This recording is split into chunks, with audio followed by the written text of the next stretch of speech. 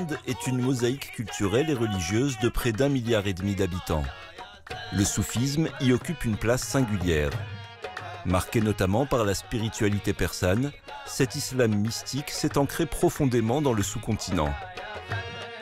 Il a su épouser les traditions locales en prônant un message universel d'amour, de paix et de tolérance. Des sanctuaires de Delhi aux chants d'extase du Rajasthan, des poètes inspirés aux maîtres spirituels contemporains, le soufisme indien est à la fois une pratique religieuse, un art de vivre, mais aussi une forme de résistance à l'extrémisme. En effet, ici comme ailleurs, le rapport à l'islam a de tout temps été marqué par des représentations plurielles. Lorsqu'on parle d'islam, dans la réalité des choses, on parle des islams. Il existe toute une palette d'islam différentes les uns des autres qui se sont imprégnés au fil du temps de la culture, de la pensée, de la langue. On rencontre un islam fortement intellectuel, on rencontre un islam fortement spirituel, on rencontre un islam assez rigide, voire parfois extrémiste, etc. L'Inde n'échappe pas à cette configuration. Sauf que pour l'Inde, l'islam indien, il est beaucoup plus imprégné du soufisme que des autres écoles de pensée. Il n'est pas imprégné des écoles de pensée rigides, par exemple, qui traitent tout le quotidien du musulman par des questions juridiques. Là, on est dans un islam spirituel qui est plus à la quête, qui pousse, qui veut aider l'individu à s'élever, à s'éloigner de toutes les grandes questions matérielles, notamment politiques, etc. Au fait, à être en repos avec soi-même. L'islam en Inde, c'est justement été confronté à la barrière de la langue. Les grands approchés de Dieu, que l'on peut traduire par awliya en arabe et aussi en persan, eh bien, étaient de culture persane, donc aussi de langue persane. Et lorsqu'ils sont arrivés en Inde, personne ne les comprenait. Et c'est par la musique qu'ils ont pu faire rayonner cet islam de paix, d'amour.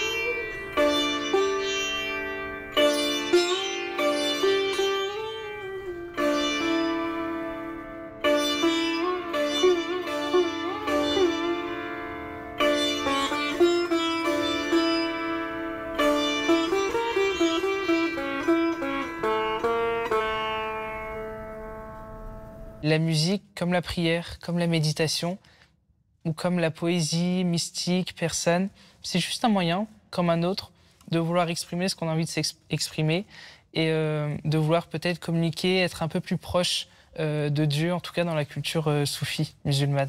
Le rag kirvani que je vous ai présenté, le rag un petit peu morceau, en sanskrit, cela signifie kira vani. Kira, c'est la perruche et vani, c'est le chant. C'est tout simplement, si on a envie de le retranscrire, le rag du chant des oiseaux. Et il est très lié à la poésie persane, notamment le cantique des oiseaux de Attar, qui est un récit initiatique. Et ce que j'aime beaucoup, c'est lier le rag et les notes que je vous ai jouées au vers de cette poésie-là.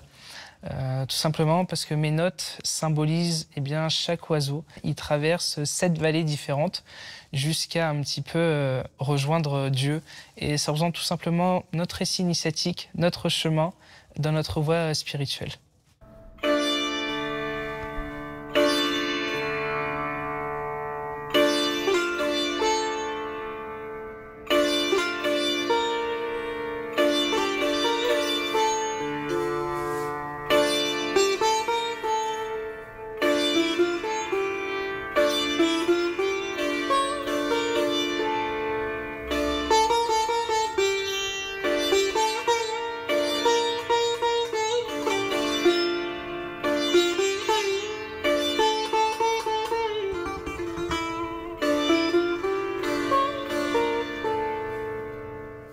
On est dans un état méditatif et d'un point de vue personnel, en concert par exemple, je fais abstraction de tout. J'oublie que je suis en concert et juste à me concentrer sur mes notes et à jouer tout simplement pour Dieu.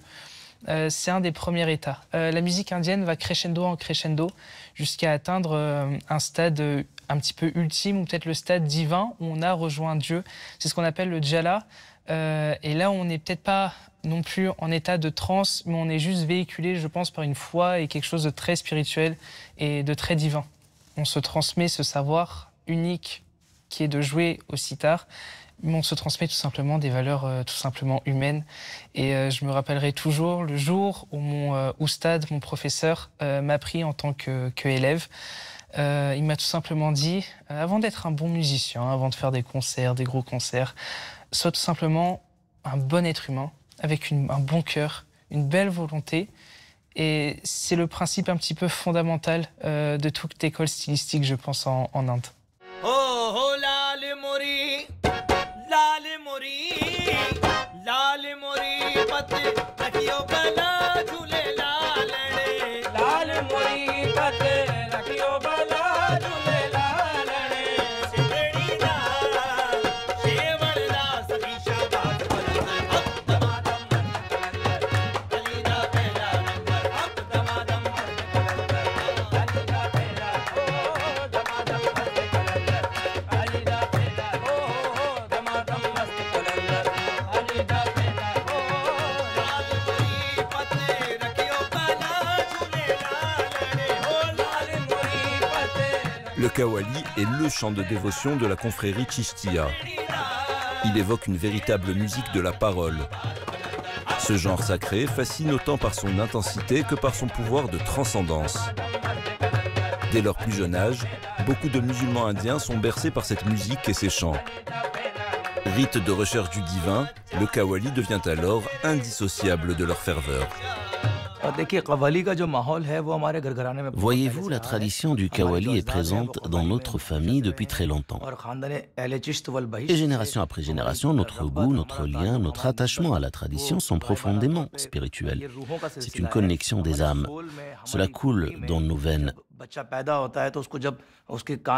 Lorsqu'un enfant naît, dès que l'appel à la prière, l'adhan, est prononcé à son oreille et qu'il le reçoit comme sa première nourriture spirituelle, eh bien cette première nourriture est imprégnée de musique, de mélodie, de notes. Durant mon enfance, j'ai vu que mon père était un chanteur de qawwali exceptionnel, reconnu dans le monde entier. Il était invité dans les dargahs, les sanctuaires soufis prestigieux. Nous étions avec lui dans toute l'Inde. Nous participions au service, au khidmat et aussi à toute la chaîne de l'initiation spirituelle, du maître au disciple, la transmission de cœur à cœur.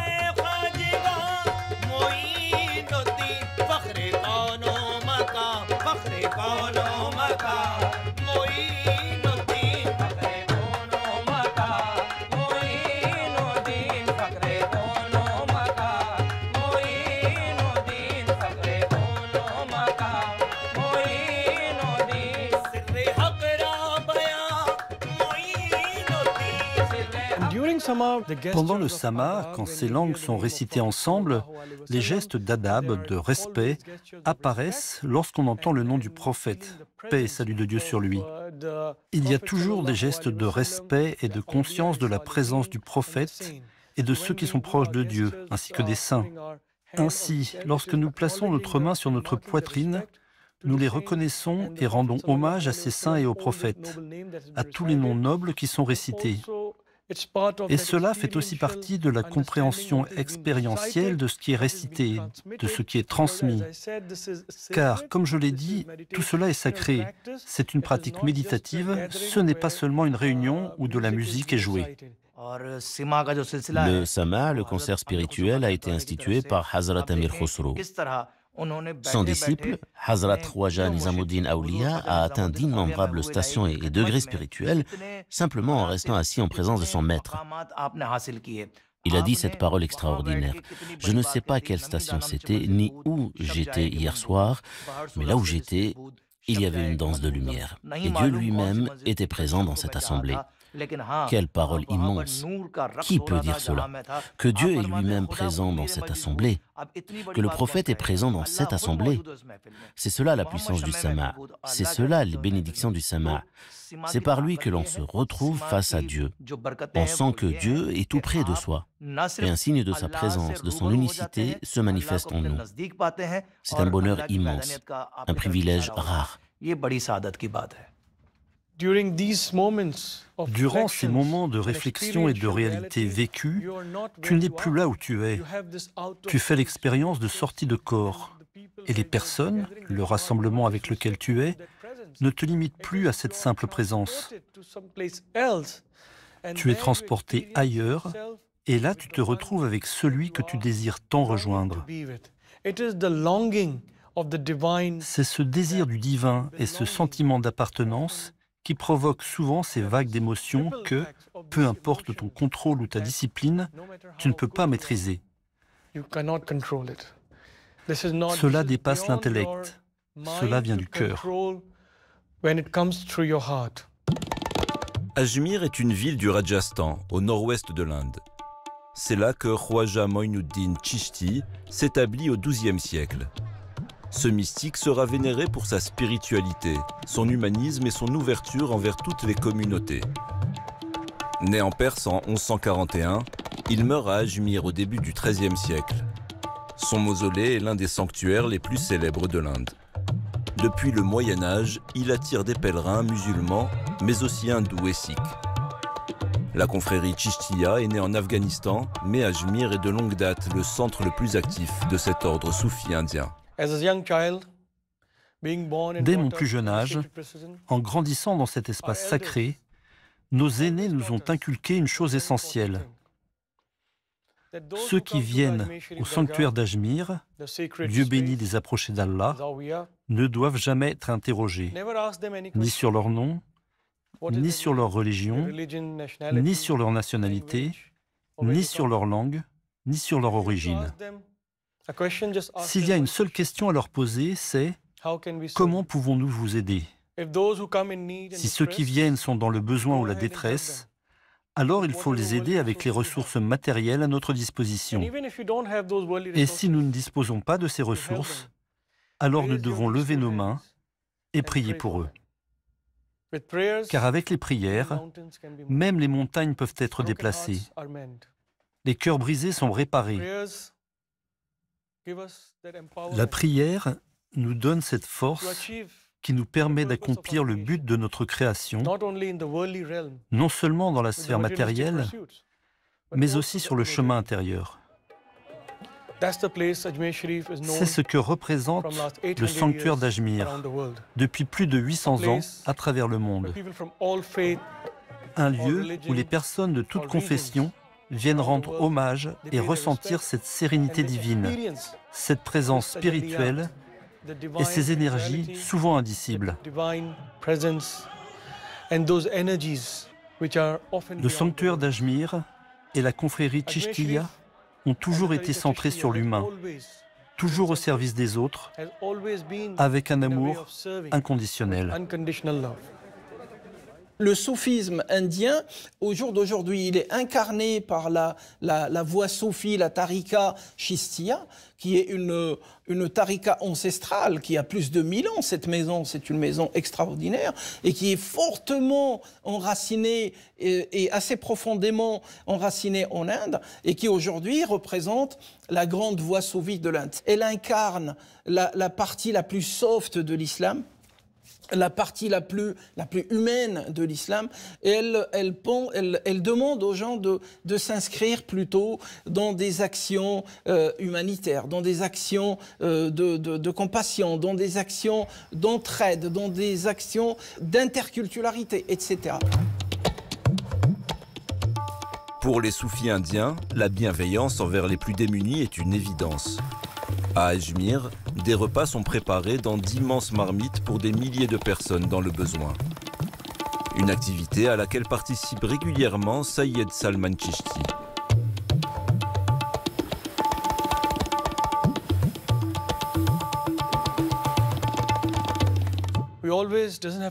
Nous n'avons pas toujours besoin de comprendre avec l'intellect pour connaître la réalité intérieure.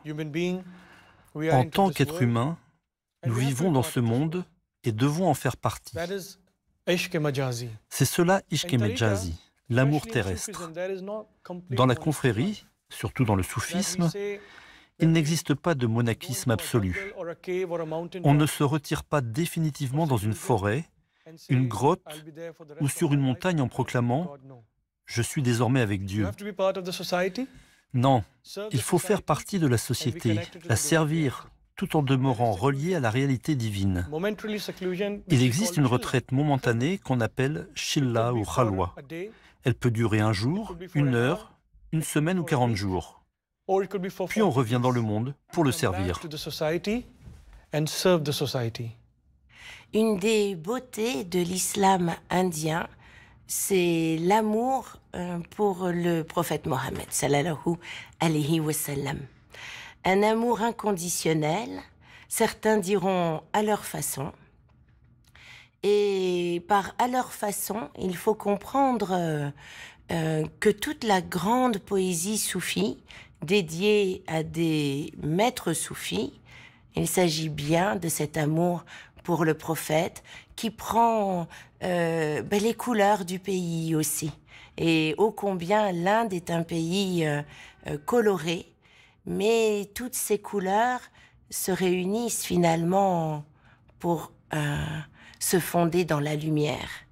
Et toute la foi musulmane de l'Inde se fonde aussi dans cette lumière an-Nour, cette lumière de Dieu.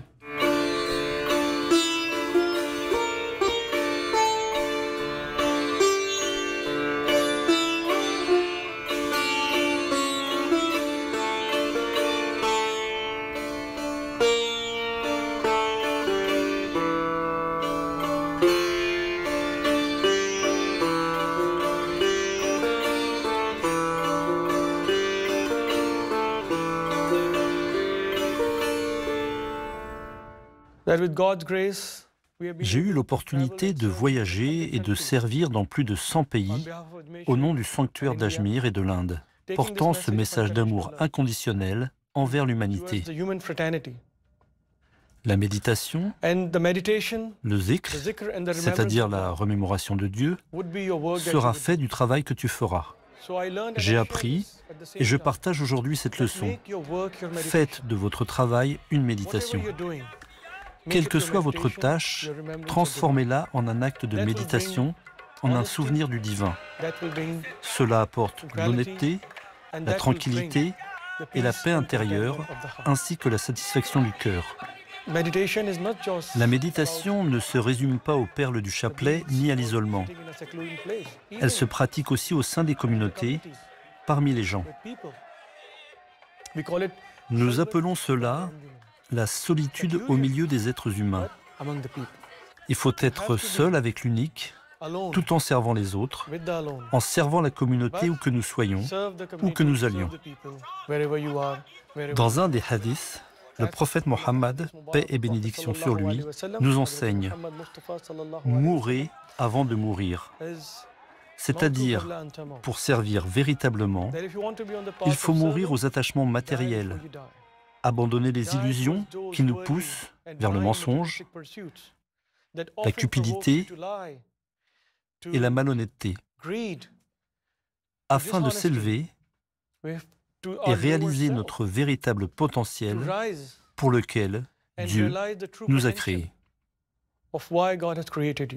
Si on veut mettre la lumière sur une particularité de cet islam soufi indien incarné par la tariqa, la voie soufi chishtiya, c'est qu'on a affaire à un soufisme hautement intellectuel.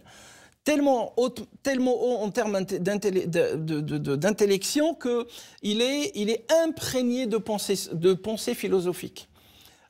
C'est un islam qui prône bien évidemment l'amour, l'entraide, etc., mais qui ne néglige pas du tout la partie réflexive, la partie philosophique, et qui va aller chercher des questions très importantes, très profondes, et qu'on retrouve dans certaines maisons, et notamment dans le cas de la Chestia.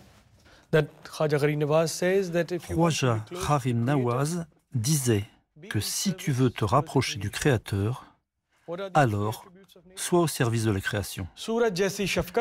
Quels sont les 3 attributs de la nature?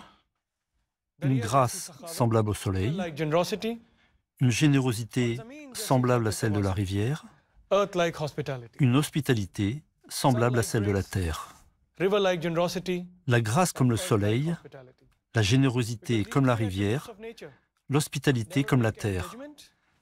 Car ces 3 attributs de la nature ne jugent jamais, ne supposent jamais, ne discriminent jamais et ne font pas de différence au sujet de qui ils doivent servir. La grâce du soleil est pour tous, saints ou pécheurs, peu importe qui tu es. Le soleil ne demande ni ton nom, ni ta religion, ni ta nationalité, ni ta langue, ni d'où tu viens. De la même manière, une rivière en courant ne demande à personne qui vient y puiser de l'eau. Qui es-tu? D'où viens-tu? Quelle est ta foi? Non, elle sert tous les êtres. C'est la générosité. Et la terre, c'est pourquoi nous l'appelons souvent la terre, mère-terre. Eh bien, la terre-mère reste une hospitalité sans fin. C'est cela le jamal, la beauté. Dieu est beau et il aime la beauté. Situé à Paris, le Musée national des arts asiatiques Guimet dispose d'importantes collections sur l'hindouisme et le bouddhisme. Il présente aussi des œuvres issues de la dynastie musulmane moghole implantée dans le sous-continent indien du XVIe au XIXe siècle. Parfois, les œuvres des uns ont pu être un support pour la spiritualité des autres. Le lion, qui est emblématique et du bouddhisme et aussi de l'islam indien, nourrit l'imaginaire soufi indien. Et il y a une histoire très connue, une parole très connue du saint soufi Nizamuddin Auliya de Delhi, qui évoquait en fait la grande guide spirituelle Bibi Fatima Sam. Il avait l'habitude de dire: quand un lion sort de la jungle, sort de la forêt, on ne lui demande pas si c'est un homme ou une femme. Sous-entendu, quand on voit un lion, on a plutôt tendance à courir. Eh bien, il en est de même pour les guides spirituels. L'Empire moghol a favorisé le développement du soufisme. Ce mouvement spirituel a donné une place importante aux femmes. Fille de l'empereur Shah Jahan, le bâtisseur du Taj Mahal, Jahanara Begum est une figure reconnue de la mystique musulmane. Elle a également joué un rôle important dans la vie politique de son temps. Jahanara a été une grande dame du soufisme indien. Elle a écrit et surtout elle a été initiée par le maître spirituel de son frère, le prince d'Arashiko, dans la tradition Kadiri. Cependant, son premier appel spirituel fut par l'esprit de Khwaja Moinuddin Chishti, ce grand saint indien. Et le lien avec Ajmer fut présent toute sa vie, puisque parmi les œuvres qu'elle a écrites, il y a une hagiographie de ce saint, Khwaja Moinuddin Chishti. Dans le mausolée de Khwaja Moinuddin Chishti, la mixité est de rigueur, en se référant bien sûr à l'égalité ontologique du Coran. Elles sont également guides spirituels et il y a donc de très grandes guides spirituels en Inde jusqu'aujourd'hui. L'Empire moghol a laissé derrière lui une culture très riche que l'on célèbre encore aujourd'hui. Le musée Guimet dispose d'une exposition permanente consacrée à l'art de cette dynastie, Un accrochage provisoire a permis de mettre en lumière des peintures consacrées à des thématiques importantes du soufisme. Des œuvres du XVIIe siècle mêlant influences locales, persanes et européennes. Parmi les thèmes qui ont souvent été représentés par les artistes au XVIIe siècle, dans cette mouvance, dans cette inspiration soufie, il y a le thème de la sainte soufie Rabia el-Basri, qui a vécu donc au 8e siècle en Irak, qui était éminente par sa sainteté, dont on connaît ses hauts faits, les légendes, enfin il y a toute une hagiographie autour de Rabia el-Basri. On dit qu'elle courait égarée et que des passants l'arrêtent et lui disent « Mais où cours-tu comme ça ?» Et elle avait à la main un seau d'eau et une torche. Et Rabia répondait « Je cours vers le ciel pour mettre une fois pour toutes le feu au paradis et pour éteindre les flammes de l'enfer. » Alors les passants lui disent « Mais enfin, à quoi bon? Pourquoi ?» Et elle répond « Pour faire disparaître une fois pour toutes le voile de l'illusion et que les vrais croyants vénèrent et adorent Dieu, non pas par crainte de l'enfer, ni non plus dans l'espoir de gagner le paradis comme récompense suprême. » Nous avons, dans l'accrochage actuellement présenté, une œuvre qui a été acquise il y a quelques années, qui représente la grande sainte soufie Rabia el-Basri, qui ici a les traits d'une Marie-Madeleine pénitente. Donc il y a eu une sorte de rencontre entre deux femmes dans une posture d'ascétisme, si j'ose dire, donc la Marie-Madeleine pénitente, qui a inspiré la posture, l'attitude d'une mystique soufie, qui a beaucoup marqué évidemment l'imaginaire culturel et spirituel à la cour moghole. L'un des tout premiers enseignements fondamentaux de la confrérie soufie, du soufisme, c'est de dépasser sa propre nafs, son soi inférieur. Si nous parvenons à dépasser cela, à contrer les appels du soi inférieur, de la nafs, alors nous atteindrons la tranquillité de l'âme, la satisfaction profonde, et nous serons en paix avec notre état, où que nous soyons, où que nous allions. Sur le chemin de la tariqa, de la confrérie, en particulier avec l'enseignement Chishti que nous avons reçu, on nous enseigne à prendre même une seule respiration avec tawajjuh, c'est-à-dire avec attention. Et cela, c'est bil tawajjuh, ce qui veut dire prêter attention à chaque instant. Car avec attention, chaque souffle est souvenir de Dieu. Respirer ne se limite pas à faire circuler le sang dans le cœur et les veines. C'est bien plus que cela si on y prête attention.